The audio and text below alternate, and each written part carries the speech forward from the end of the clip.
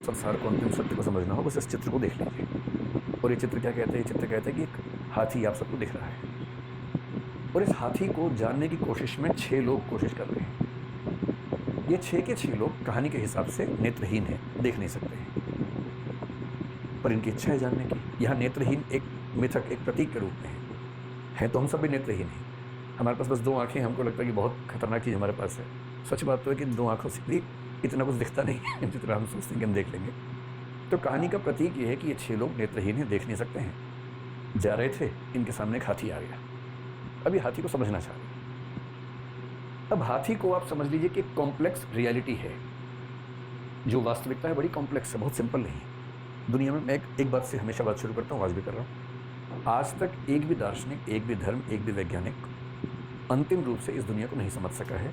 और ये बात मैं बहुत खुल के आपसे कह रहा हूँ। जिसको भी दावा हो, क्लास के बाद बैठ जाइएगा, बात कर लेंगे। और मैं ये नहीं कह रहा कि मैंने समझ लिया है, मैं तो बिल्कुल नहीं समझा, पर मैंने सबको समझ लिया है कि वो कितना कितना समझे हैं। सबके तुक्के हैं, सबके अपने अपने अनुमान हैं।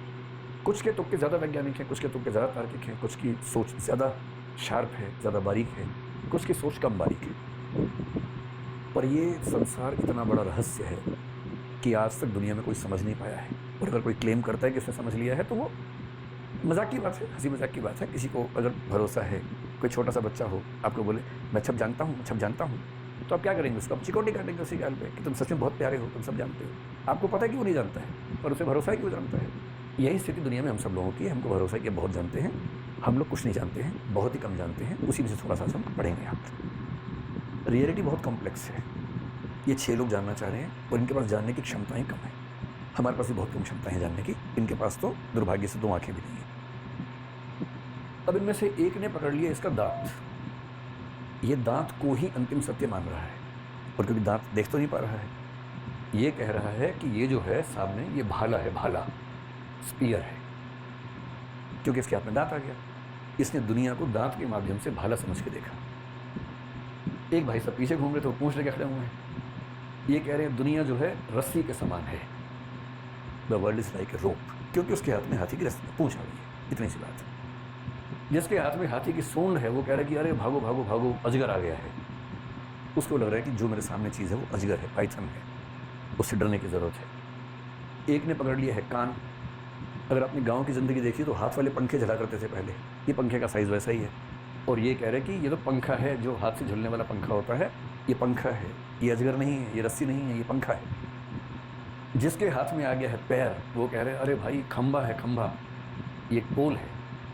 और जिसने छू लिया है इसके पेट को, छू छू के थक गया, खत्म नहीं हो रहा, वो कह रहा है कि नहीं, ये तो बहुत बड़ी दीवार है, दिस इज ए वॉल।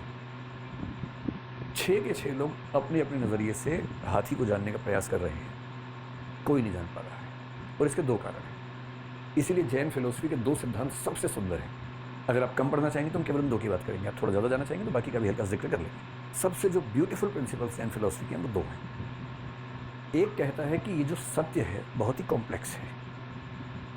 इस कॉम्प्लेक्सिटी ऑफ ट्रुथ के सिद्धांत को बोलते हैं अनेकांतवाद। आपने ये शब्द ज़रूर सुना होगा, अनेकांतवाद।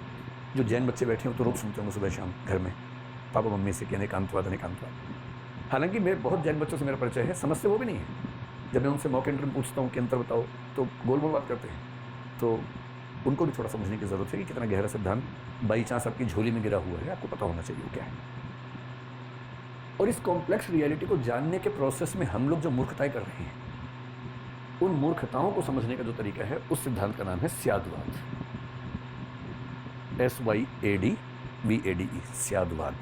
स्यात एक शब्द है संस्कृत का, उससे बना है स्याद्वाद। तो जब भी कोई आपसे पूछे कि जैन फिलोसफी क्या है, कुछ ना सूझे बोलिए जैन फिलोसफी का मतलब है अनेकांतवाद और स्याद्वाद।